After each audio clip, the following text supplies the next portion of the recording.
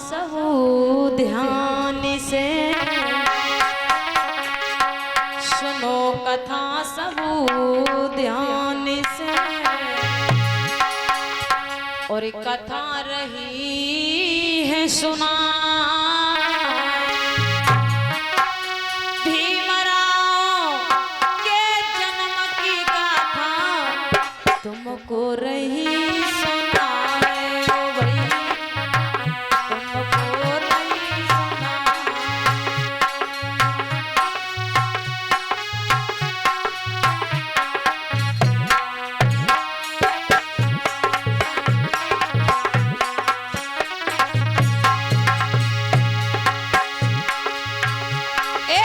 सुनो कथा सबू ध्यान से, सुनो कथा सबू ध्यान से।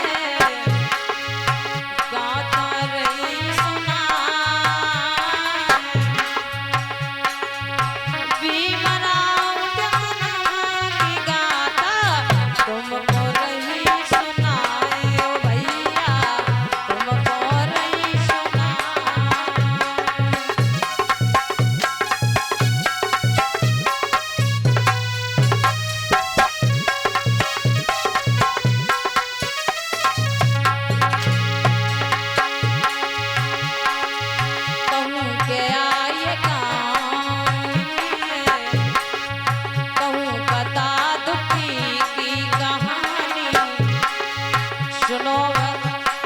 सुनो शवा की बाबा शाम के जन्म की गाथा रही सुनाए भैया।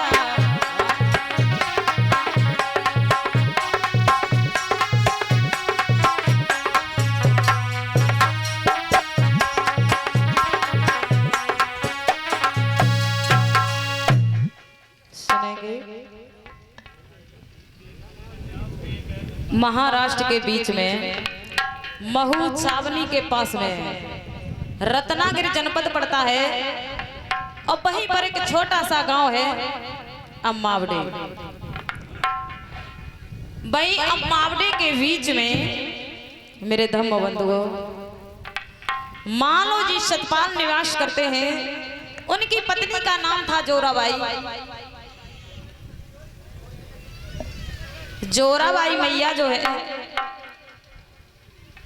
बहुत सुंदर थी, शील सुशील पति की बात मानने वाली थी। लेकिन जोराबाई जो थी उनकी कोख से 4 संतानों का जन्म हुआ है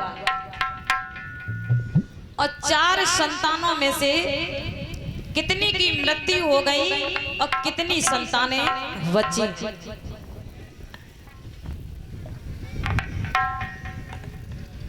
सबसे पहले ये मानो जी ये सतपाल और जोराबाई मैया किस समाज से थे, लेकिन महाराष्ट्र में वहां पर जाति बोली जाती थी, महार जाति की थी।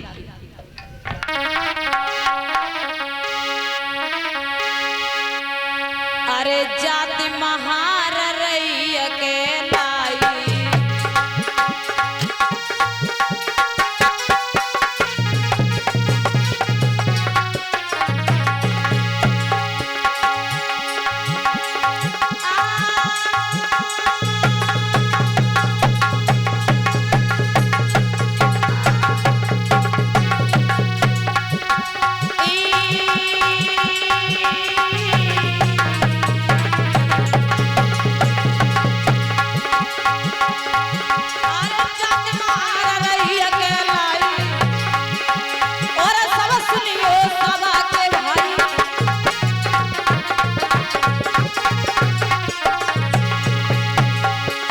झूठ को भूत चढ़ो मेरे भाई, और सुनी चारही समझ आई।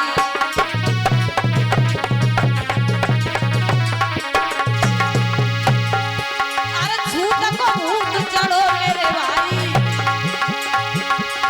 और सुनी चारही समझ आई।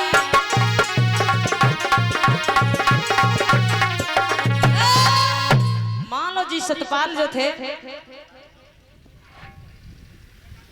अपने गांव में रहते थे, लेकिन वहां पर इस जाति को महार जाति बोला जाता था। ये कथा, ये कहानी उस समय की है जिस समय अपना देश भारत अंग्रेजों का गुलाम था। इस देश भारत पर भारी छुआछूत की बीमारी फैली हुई थी मेरे धम्म बंधुओं।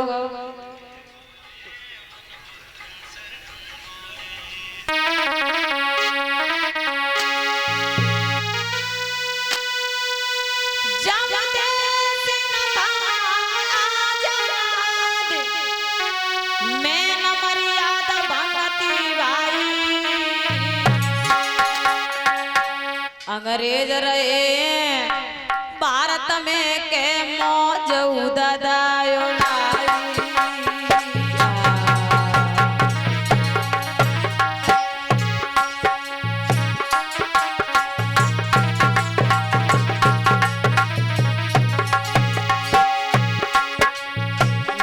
छुआछूत की बीमारी फैली थी। अपना देश भारत अंग्रेजों का गुलाम था। ये कथा उस समय की है।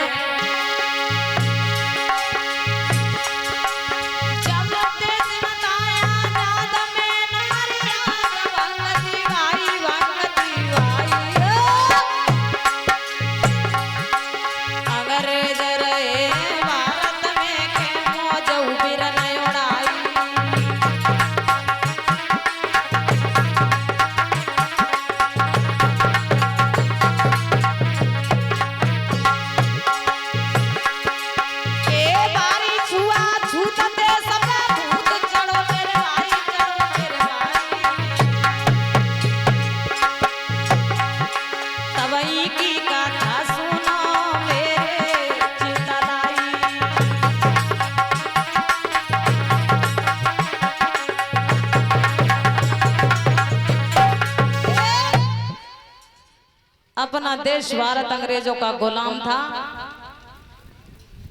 ये कथा उस समय की है। मैया जोराबाई जो थी, उनके गर्भ से 4 संतानों का जन्म होता है मेरे धर्म बंधुओं, और 4 में से कितनी संतानों की मृत्यु हुई और कितनी बची। सबसे बड़ी पुत्री थी मैया जोराबाई की। 2 बेटे थे, वो बाल्यावस्था में ही खत्म हो गए थे। तीसरे नंबर पे यानी चौथे नंबर पे रामजी राव का जन्म होता है।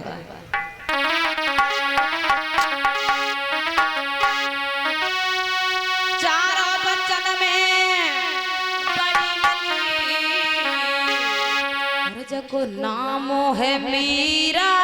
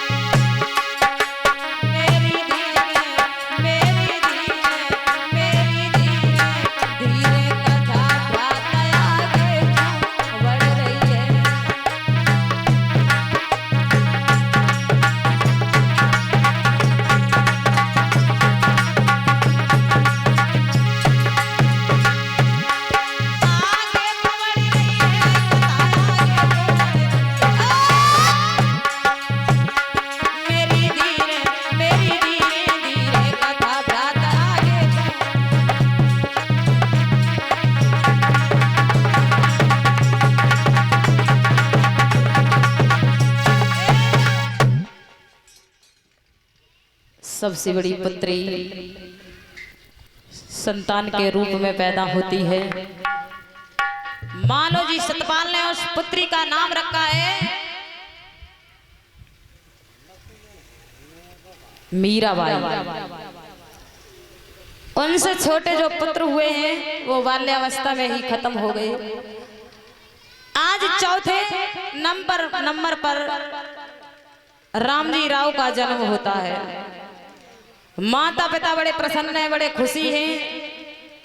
रामजी राव को पढ़ाने लगे हैं।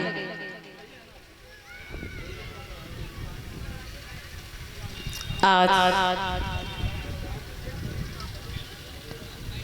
जब रामजी राव का एडमिशन करा दिया है,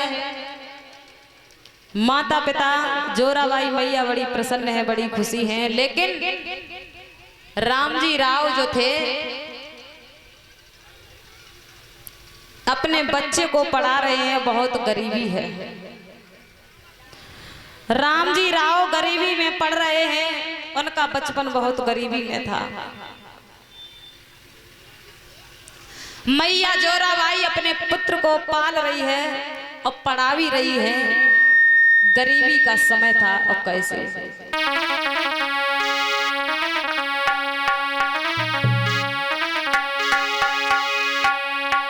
झेले अधिक कलेश कहती सुनी चला चिंता मन में।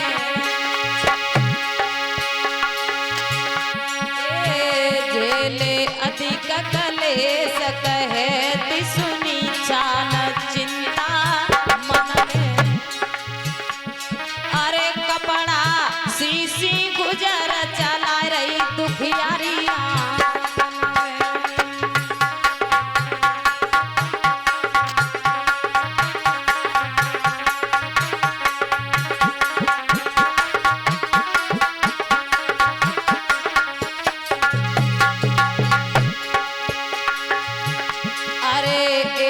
सियानो होई सवैया सुख होए मेरे जीवन में। एक दिन सियानो होई सवैया सुख होए मेरे जीवन में। फिर जोड़ जो पड़ी रहूंगी बीच पवन में।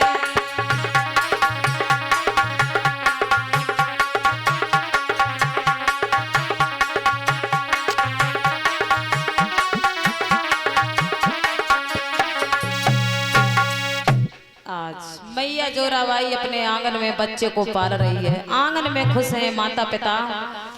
उनका रामजी राव का बचपन था, बहुत गरीबी में था। धीरे धीरे यूं ही समय बीतता चला गया है मेरे धर्म बंधुओं। इधर मैया आंगन में अपने पुत्र को खिला रही है, पाल रही है। ये सोच रही है ये किसी दिन हमारा बेटा लिख पढ़ के बड़ा हो जाएगा और जब हमारे घर में बहू आएगी तो आंगन में चार चांद लग जाएंगे। यूं ही धीरे धीरे समय बीतता चला गया है। ऐसा ही नहीं, आज जोराबाई मैया ने अपने पुत्र के ऊपर सबकी याद भुला दी है और गरीबी में अपने बेटा को पाल रही है। और धीरे धीरे रामजी राव जो है सयाने हो रही है। कैसे